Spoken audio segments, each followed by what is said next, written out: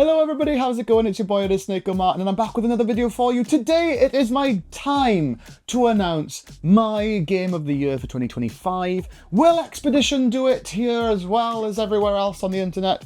I don't know. We'll find out together in a very short period of time. I had a bloody lovely time playing games. Big anticipated ones like Death Stranding 2 for me. I could not wait for that game. Still haven't finished it, mind, but I bloody love it. It is so good how it improved on the original. Oh, so good.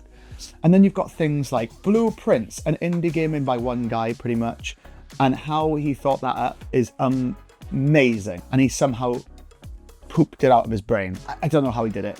We had surprise hits like Expedition 33, which everyone I think might have played by now. No spoilers for people. It's clearly won everything that it can win near enough at the Game Awards. It cleaned up. And we had shadow drops of Silk Song. And what a game. What an amazing game. I love Hollow Knight.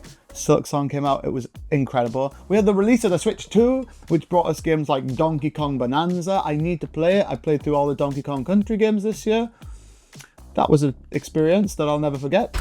This fucking game, I swear to fucking God. And yeah, it was a brilliant year. I'm just gonna go into some of my favorite games this year, getting to the big two. Death Stranding 2, Hideo Kojima, one of my favorite auteurs in the gaming landscape. He's a genius. I don't know how he hasn't made a film yet, because every game he makes basically becomes a film. Death Stranding 2 is amazing. We've got the return of Norman Reedus and a lot of the gang that were in the first one. He's managed to bring them back in again for Death Stranding 2.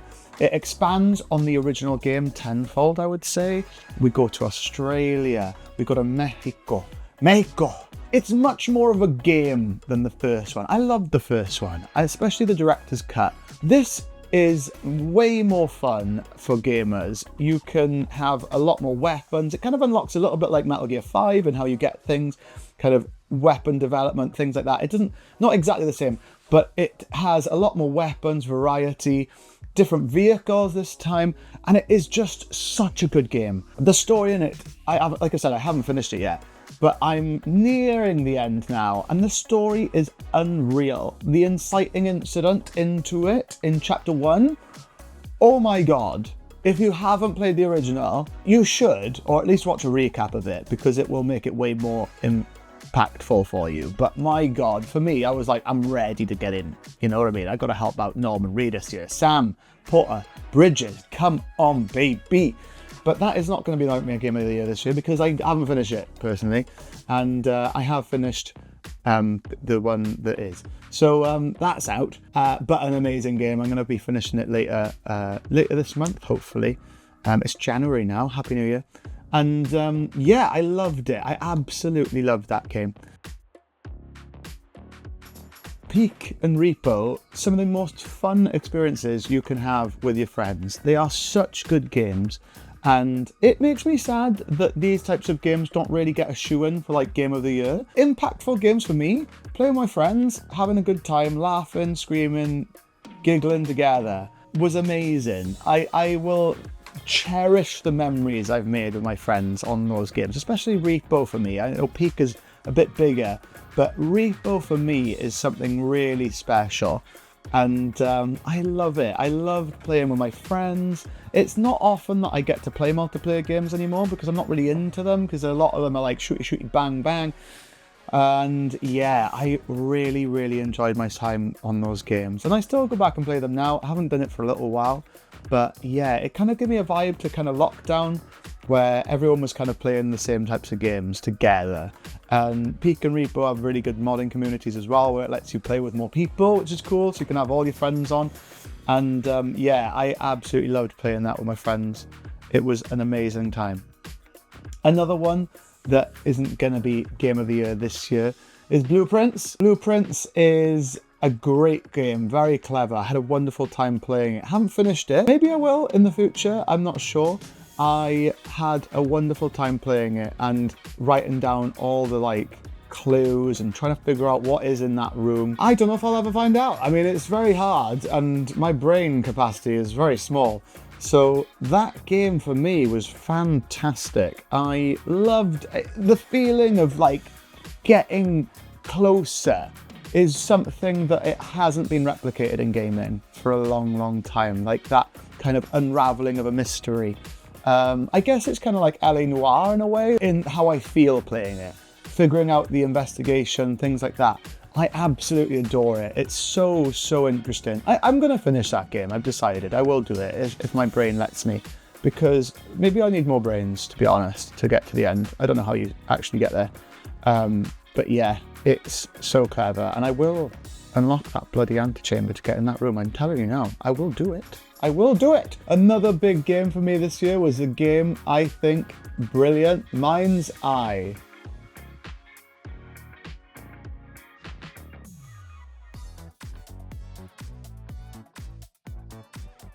Wait a minute. That's the worst games of the year. Sorry about that, I made a mistake. Yeah, don't play Mind's Eye. One that really stood out for me that nobody seems to talk about was Dynasty Warriors Origins. What a game.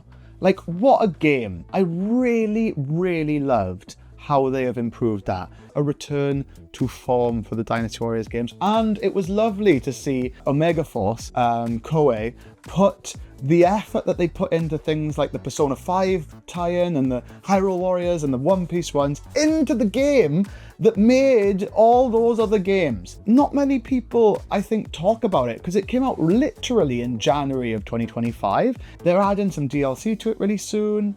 And I think it's a return to form, and I think it was a really good way to get people into it. The one thing I will say with that game is it kind of ends halfway in the story, which they used to give us the whole story in the Dynasty Warriors games, although it is much more fantasized, I'm going to say, because there's more characters in it that weren't necessarily there before. Absolute amazing honourable mention, especially earlier on in the year. And finally, before I get to the big two, I just want to give a big shout out to Battlefield 6. I did not expect to buy that game. I did not expect to like that game as much as I did.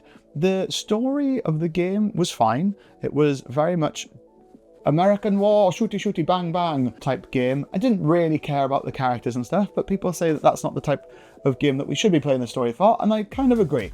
The multiplayer though is really, really fun. And a lot of people, I think, online say bad things about it because the maps are a bit small, and they are a bit small compared to older games, but I still had a great time. I think it was a really, really good game. I think the problems with the game are apparent, but I had a really fun time playing with my friends. And a mode in that game that I feel like doesn't get discussed enough is the team deathmatch mode, where it's like 4-on-4. Really good. Kind of reminds me of like an old school Call of Duty.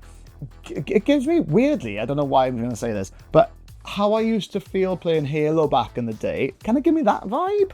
The very small corridor levels, things like that, really fun. And yeah, spent a good bit of time with that this year and really, really enjoyed it. If you want to play a shooty shooty bang bang game, I would recommend that one over the new COD, which apparently is not very good. It now comes down to the big two for me, Silksong and Expedition. Now, Expedition 33 came out of left field for everybody, right? Nobody really knew about it, but my goodness, it won everyone's hearts. The story in that game is one of the best stories that I have played in a long, long, long time.